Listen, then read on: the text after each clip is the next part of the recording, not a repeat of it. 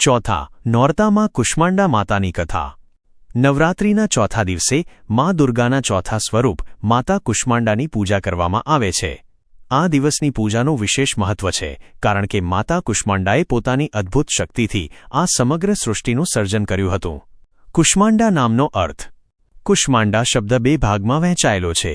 કુ એટલે નાનું, ઉષ્મા એટલે ગરમી અને અંડ એટલે બ્રહ્માંડ। તેનો અર્થ થાય છે કે જેમણે પોતાની ઉષ્માથી નાના બ્રહ્માંડનું સર્જન કર્યું। માતા કુષ્માંડા મંદ હાસ્યથી સમગ્ર સૃષ્ટિનું નિર્માણ કરનાર દેવી છે। કથા। એવું માનવામાં આવે છે કે જ્યારે આ સૃષ્ટિનું અસ્તિત્વ નહોતું ત્યારે ચારે બાજુ માત્ર અંધકાર જ હતો, કોઈ પણ જીવ કે વસ્તુનું અસ્તિત્વ નહોતું। ત્યારે માતા કુષ્માંડાએ પોતાના મંદ હાસ્યથી આ બ્રહ્માંડનું નિર્માણ કર્યું। આથી જ તેમને આદિશક્તિ તરીકે પણ ઓળખવામાં આવે છે।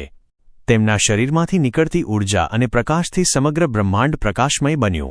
માતા સૂર્યમંડળની અંદર વાસ કરે છે અને સૂર્યને ગતિ અને ઊર્જા પ્રદાન કરે છે, જેથી સૂર્યમાંથી નીકળતા પ્રકાશથી સમગ્ર સૃષ્ટિમાં જીવન શક્ય બને છે। આ જ કારણે તેમને સૂર્યશક્તિ તરીકે પણ ઓળખવામાં આવે છે। મા કુષ્માંડાનું સ્વરૂપ।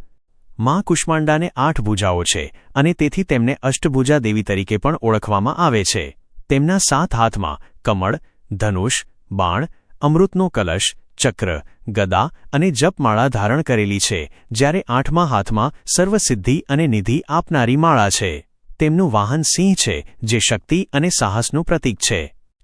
પૂજાનું મહત્વ। ચોથા નોરતાના દિવસે માતા કુષ્માંડાની પૂજા કરવાથી ભક્તોને રોગ શોકથી મુક્તિ મળે છે અને શક્તિ તથા આરોગ્યની પ્રાપ્તિ થાય છે। જે ભક્ત તેમને શુદ્ધ મનથી પૂજે છે તેમના જીવનમાં સુખ સમૃદ્ધિ આવે છે અને ભક્તોના બધા દુઃખ દૂર થાય છે। આમ નવરાત્રિના ચોથા દિવસે મા કુષ્માંડાની પૂજા કરીને આપણે જીવનમાં નવી ઊર્જા અને સકારાત્મકતાનો સંચાર કરીએ છીએ।